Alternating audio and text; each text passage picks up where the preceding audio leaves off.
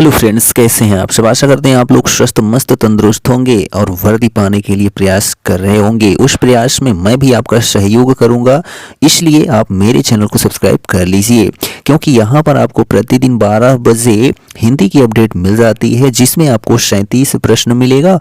और यह जो है 37 प्रश्न कितना नंबर आपको दिलाएगा, तो 74 नंबर दिलाएगा। ठीक है, पूरा का पूरा 37 क्वेश्चन होता है, वो भी डिटेल्ड सोल्यूशन के साथ होता है। 2 वीडियो पढ़ चुके हैं, उसको जाकर आप देख लीजिए। यह तीसरा वीडियो है, तो डेली अपडेट यह आपको मिलती रहेगी। आप हिंदी में अच्छा नंबर प्राप्त कर सकें, इसके लिए हम आपको जरूर प्रैक्टिस सेट हल करवाते रहेंगे। तो चलिए देखते हैं आज का सेशन। तो पहला प्रश्न देखिए कि 2017 का साहित्य अकादमी पुरस्कार किस लेखक को दिया गया।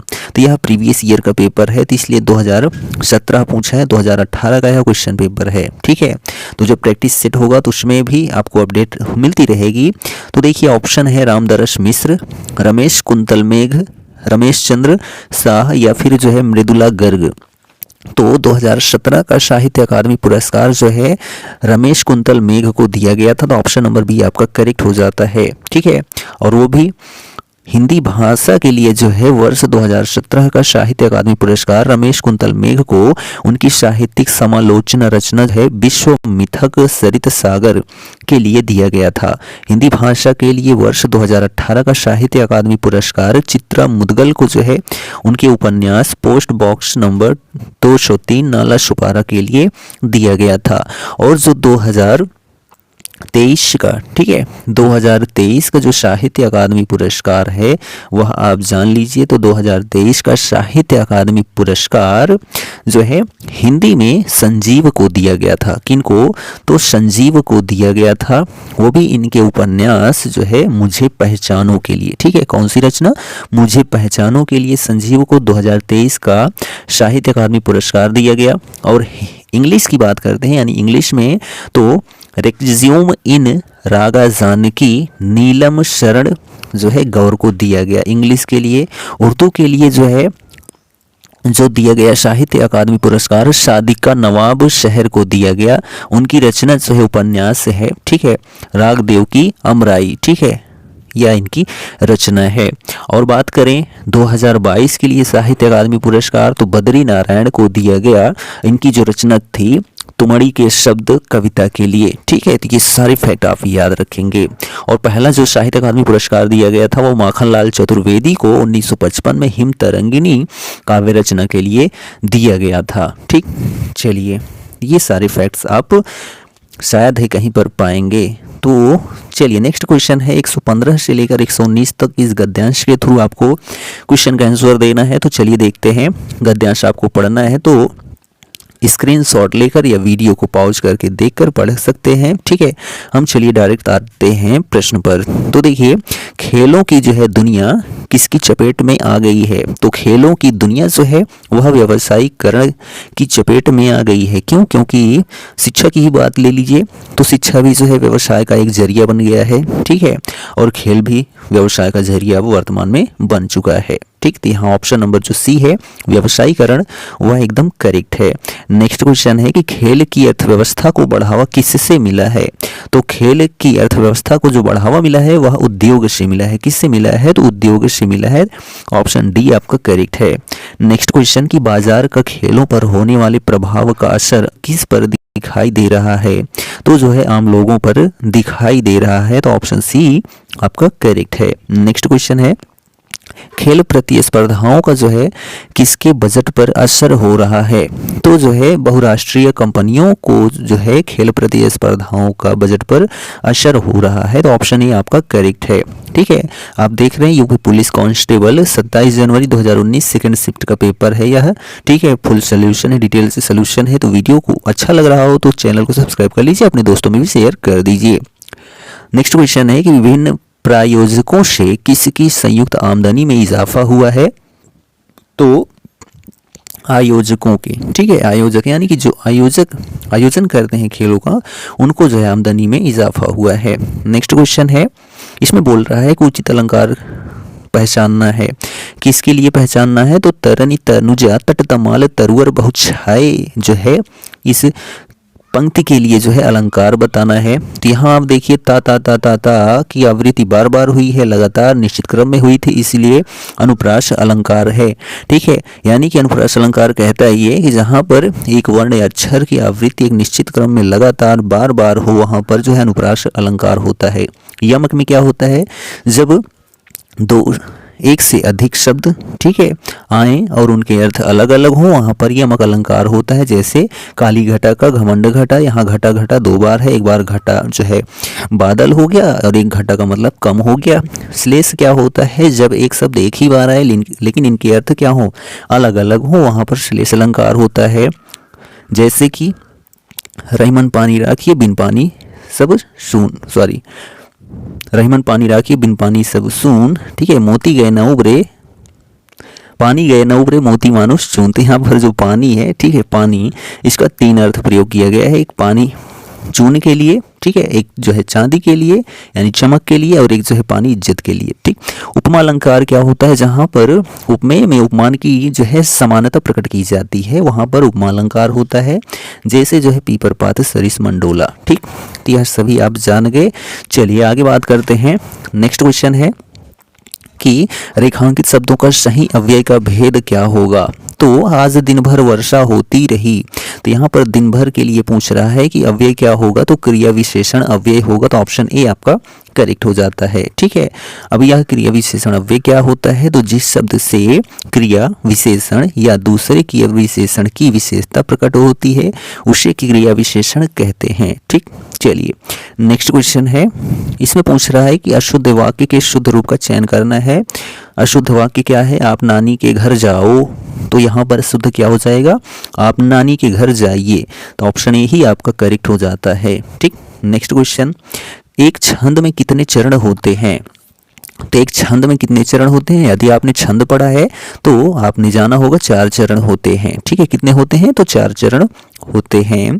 तो एक छंद में प्रायः 4 चरण होते हैं, या चरण को ही पाद कहा जाता है, यह भी याद रखेंगे। प्रत्येक चरण यानी कि पाद में वर्णों या मात्राओं की जो संख्या होती है क्रमानुसार जो है नियोजित रहती है। एक छंद में 4 से अधिक चरण हो सकते हैं, किंतु सामान्यतः 4 ही होते हैं। ये चरण 2 प्रकार के होते हैं, एक सम चरण होता है, ठीक है, जिनमें द्वितीय और चतुर्थ चरण सम होता है। विषम चरण में जो है प्रथम और तृतीय चरण होते हैं। ठीक, चलिए नेक्स्ट क्वेश्चन है, मुहावरे के लिए सही अर्थ क्या होगा। मुहावरा कौन सा है, गीदड़ भभकी। ठीक है, गीदड़ भभकी का मतलब होता है कोरी धमकी। ठीक है, कोरी धमकी। तो यहाँ ऑप्शन ए आपका करेक्ट हो जाता है। नेक्स्ट क्वेश्चन, रस का संबंध किस धातु से माना जाता है। तो आपको शायद है बहुत ही कम पुस्तकों में देखने को मिलेगा। ठीक, तो जो है रस का जो संबंध होता है श्री धातु से होता है। किससे, श्री धातु से। तो ऑप्शन ए आपका करेक्ट हो जाता है। तो रस का संबंध जो है श्री धातु से माना गया है, जिसका अर्थ होता है जो बहता है। ठीक है, श्री का मतलब होता है बहता रहता है। दूसरे शब्दों में कहें तो जो भाव जो है रूप में हृदय में बहता है उसी को जो है रस कहते हैं। तो रस का संबंध जो है जो धातु है श्री धातु है। और आपको जानकारी के लिए बता देते हैं कि रस में जो प्रत्यय लगता है, ठीक है, यानी रस में जो प्रत्यय है वह अच प्रत्यय है। कौन सा प्रत्यय है, अच प्रत्यय है। तो यह भी आप याद रखेंगे, हो सकता हो क्वेश्चन में पुटअप कर लिया जाए, आप गलत ठोक कर चले आएंगे। तो अच प्रत्यय होता है, श्री धातु होती है किसमें, रस में। और रसों की कुल संख्या कितनी है, तो 11 है। प्रमुख रसों की संख्या कितनी है, तो 9 है। ठीक है, तो ये सभी आप याद रखेंगे। नेक्स्ट क्वेश्चन देखिए, क्या बोलता है कि हाथी ने केला खाया के लिए कर्मवाच्य। वॉइस आप जानते ही होंगे अंग्रेजी में। ठीक है, वॉइस जो होती है एक्टिव वॉइस पैसिव वॉइस, ठीक है, वही। तो इसमें बोल रहा है कर्मवाच्य बनाना है, हाथी ने केला खाया। कर्मवाच्य में क्या होता है, पैसिव वॉइस में आपने देखा होगा बाई के द्वारा जो है सेंटेंस को जोड़ दिया जाता है। तो बाई मतलब द्वारा। तो यहाँ पर आप देखिए हाथी द्वारा केला खाया गया, या यहाँ पर से भी लगा होता तब भी जो है सही होता। तो ऑप्शन सी ही आपका करेक्ट हो जाता है। और जो वाच्य होते हैं 3 प्रकार के होते हैं, कर्तृवाच्य, कर्मवाच्य और भाववाच्य। ठीक, और जो भी है कर्मवाच्य में कर्म की प्रधानता, भाववाच्य में भावों की प्रधानता, और जो है कर्तृवाच्य में जो है कर्ता की प्रधानता होती है। ठीक, चलिए नेक्स्ट क्वेश्चन है कि इनमें से किस चिन्ह का अर्थ क्या है, आधा रुकना। ठीक है, आधा रुकने के लिए किस चिन्ह का प्रयोग किया जाता है। तो यहाँ पर देखिए ये चिन्ह बने हुए हैं, तो जो ऑप्शन नंबर आपका बी है, ठीक है, ऐसा जो चिन्ह होता है, ठीक है, ऐसा जो चिन्ह होता है यही होता है अर्धविराम यानी कि आधा रुकना। ठीक है, यह जो होता है अल्प विराम होता है, यह पूर्ण विराम होता है और यह जो है विस्मयादि बोधक चिन्ह होता है। ठीक, नेक्स्ट क्वेश्चन है दशानन के लिए जो है समास विग्रह क्या होगा? तो 10 हैं आनन जिसके, ठीक है, यानी 10 हैं सिर जिसके, अर्थात रावण यानी कि बहुब्रीहि समास यहाँ होगा। 10 हैं आनन जिसके, तो ऑप्शन ए ही आपका करेक्ट हो जाता है। ठीक, बहुब्रीहि समास जिसमें तीसरा पद प्रधान होता है वहाँ बहुब्रीहि समास होता है। ठीक, चलिए नेक्स्ट क्वेश्चन देखिए, जो किसी भी स्थिति में टाला ना जा सके उसके लिए एक वाक्य क्या हो सकता है, सॉरी एक शब्द क्या हो सकता है? तो जो किसी भी स्थिति में टाला ना जा सके तो अनिवार्य, ठीक है, अनिवार्य जो होता है। ठीक, असंभव जो संभव ना हो, ठीक है, आजीवन जो जीवन भर चलता रहे। ठीक है, तो यहाँ पर एक वाक्य एक शब्द हो जाएगा। चलिए नेक्स्ट क्वेश्चन है, यहाँ पर क्या बोलता है कि अनेकार्थी शब्द एक ही है, ठीक है, उस शब्द को चुने। तो अरुण का जो है अनेकार्थी शब्द क्या होगा? तो अरुण का मतलब होता है सूर्य। ठीक है, क्या होता है? सूर्य होता है। तो यहाँ ऑप्शन ए ही आपका करेक्ट है। और अरुण का अर्थ क्या होता है? लाल होता है, सूर्य का सारथी होता है। ठीक, चलिए नेक्स्ट क्वेश्चन है, अधिकरण कारक की विभक्ति पहचानिए, यानी अधिकरण कारक की पहचान क्या होती है? तो अधिकरण में जो है में पर होता है, तो ऑप्शन डी आपका करेक्ट हो जाता है। ठीक है, क्या हो जाता है? अधिकरण में पर। तो यहाँ पर जो है जो कारक होते हैं इनकी संख्या कितनी होती है? तो 8 होती है, आप याद रखिएगा। कर्ता ने कर्म को करण से द्वारा, ठीक है, संप्रदान को और के लिए, अपादान से अलग, संबंध का की केरा री रे, अधिकरण में पर, संबोधन में जो है हे अरे ओ, ठीक है, ये सभी आते हैं। ठीक, चलिए नेक्स्ट क्वेश्चन है, इसमें बोलता है कि कौन सा पुरुषवाचक सर्वनाम का भेद नहीं है? तो पुरुषवाचक सर्वनाम तो यहाँ पर अति उत्तम पुरुष जो है यही नहीं है, अन्य पुरुष, ठीक है, मध्यम पुरुष, उत्तम पुरुष, ये सभी होते हैं पुरुषवाचक सर्वनाम के भेद। सर्वनाम की संख्या कितनी है? तो 6 है। कौन कौन से? पुरुषवाचक, निजवाचक, निश्चयवाचक, अनिश्चयवाचक, संबंधवाचक और जो है प्रश्नवाचक सर्वनाम होते हैं। तो यह सभी आप याद रखेंगे। ठीक, इन सभी से के क्वेश्चन आपको देखने को मिल रहा है प्रतिदिन। नेक्स्ट क्वेश्चन है कि किस भूतकाल, सॉरी क्रिया भूतकाल से शुरू होकर अभी अभी समाप्त हुई है, ऐसा कौन सा जो है भूतकाल का भेद है? तो आसन्न भूतकाल जो होता है क्रिया भूतकाल से शुरू होकर अभी अभी समाप्त हुई है, तो ऑप्शन बी आपका करेक्ट हो जाता है। कालों की संख्या कितनी है? तो काल का मतलब समय होता है। क्या होता है? समय होता है। ठीक है, काल का मतलब समय। और यह कितने काल कितने प्रकार के हैं? तो 3 प्रकार के हैं। वो भी कौन कौन से? तो भूतकाल, वर्तमान काल, भविष्य काल।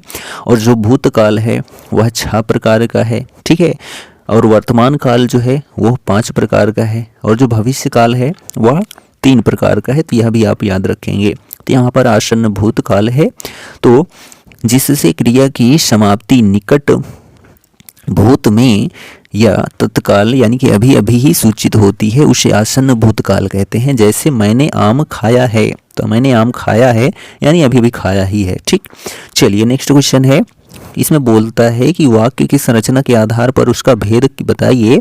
अनु ने देख कर निबंध लिखा, तो देख कर, ठीक है, पहले देख लिया फिर लिखा, यानी देख कर यानी पूर्वकालिक क्रिया। तो यहाँ ऑप्शन बी आपका करेक्ट हो जाता है। ठीक, तो अनु ने जो है देख कर निबंध लिखा, यह वाक्य पूर्वकालिक क्रिया का उदाहरण है। जबकि कर्ता एक क्रिया समाप्त कर उसी क्षण दूसरी क्रिया में प्रवृत्त होता है, तब पहली क्रिया जो होती है पूर्वकालिक क्रिया कहलाती है। उपर्युक्त वाक्य में जो है देखकर पूर्वकालिक क्रिया है। ठीक, यानी एक काम आप कर रहे हैं, उसको समाप्त करके तुरंत ही उसी से संबंधित दूसरा काम करने लगे, तो उसमें पूर्वकालिक क्रिया का प्रयोग होता है। ठीक, नेक्स्ट क्वेश्चन, इसमें बोलता है कि स्त्रीलिंग शब्द का चयन करना है किसके लिए? प्रबंधनकर्ता के लिए। तो प्रबंधनकर्ता के लिए प्रबंधनकर्ती होता है। ठीक है, प्रबंधकर्ती, ऑप्शन सी आपका करेक्ट हो जाता है। नेक्स्ट क्वेश्चन, बहुवचन रूप वाला विकल्प क्या होगा? तो नेता का जो है बहुवचन क्या होता है? तो नेता ही होता है। तो ऑप्शन डी आपका करेक्ट हो जाता है। और जैसे शब्द हैं नेता, पिता, चाचा, दादा, ये सभी जो हैं एक वचन हो या बहुवचन है एक जैसे ही रहते हैं। ठीक, नेक्स्ट क्वेश्चन कि ऋतु का जो है क्या होगा? बहुवचन, तो ऋतुएं। ठीक है, क्या हो जाएगा?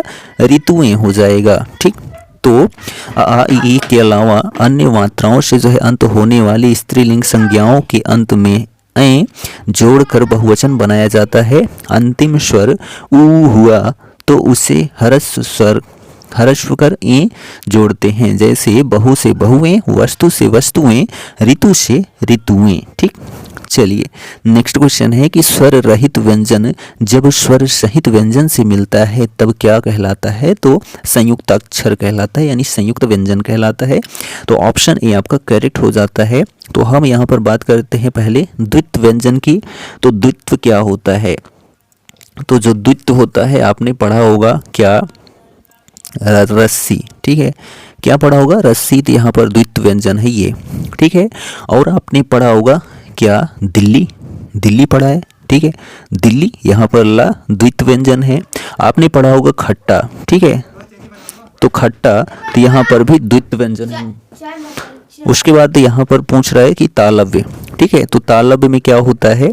तो तालु से जो भी व्यंजन उच्चारित होते हैं वो सभी जो है तालव्य व्यंजन होते हैं, जैसे चा, छा, जा, झा, इया, और जो है स्वर में ई और ई। ठीक है, और जो है जो ठीक है या और सा होते हैं। ठीक है, या और सा, ये सभी कौन से व्यंजन हैं? तो तालव्य व्यंजन है।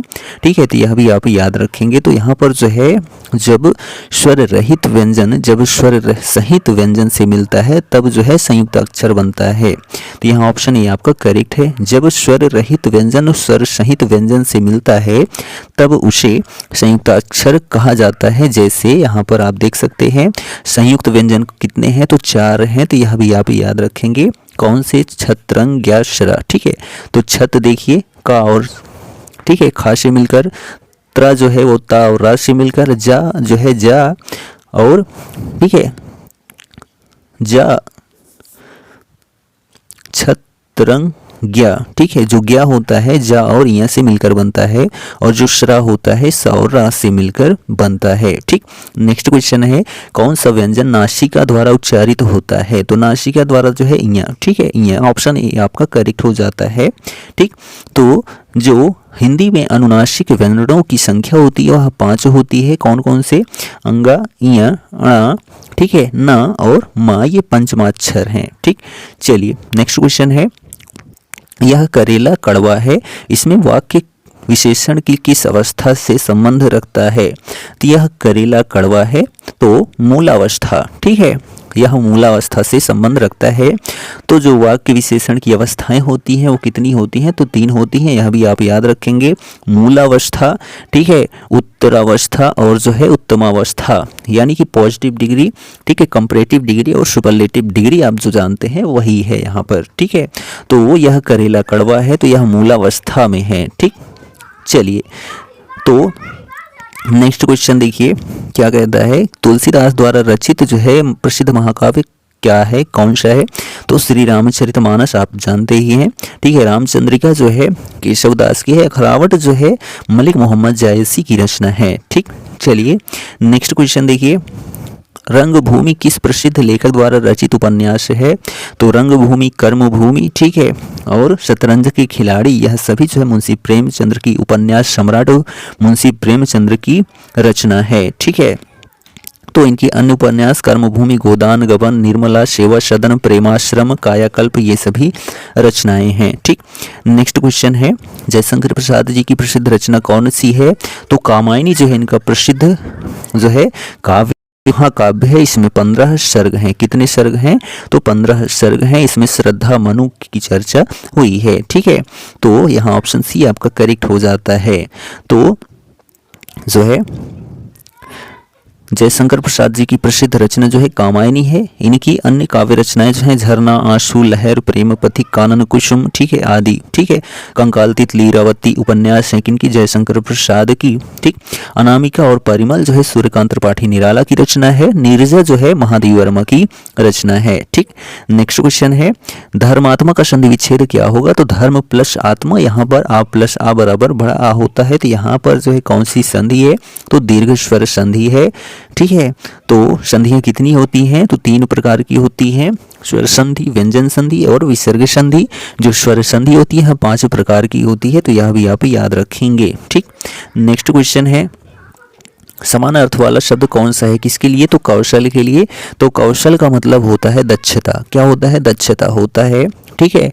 नीड़ का मतलब घोषला होता है, ज्योत्सना का मतलब ज्योति होती है, प्रकाश होता है। चपल का मतलब जो है चपलता होती है, यानी कि चंचलता होती है, ठीक। नेक्स्ट क्वेश्चन है कि अवगुण शब्द में जो है उपसर्ग कौन सा है, तो अव उपसर्ग है। क्यों है, क्योंकि उपसर्ग जो होता है किसी भी शब्द में आगे लगता है, प्रत्यय जो है किसी भी शब्द के पीछे लगता है, तो यह भी आप याद रखेंगे, ठीक है। नेक्स्ट क्वेश्चन है, सही तद्भव रूप क्या होगा, किसके लिए, तो ग्राम के लिए। तो ग्राम जो होता है गांव होता है, तद्भव रूप, ठीक है। तो ऑप्शन बी आपका करेक्ट हो जाता है। खेत के लिए जो है जो तत्सम लिखा जाता है क्षेत्र लिखा जाता है, ठीक है।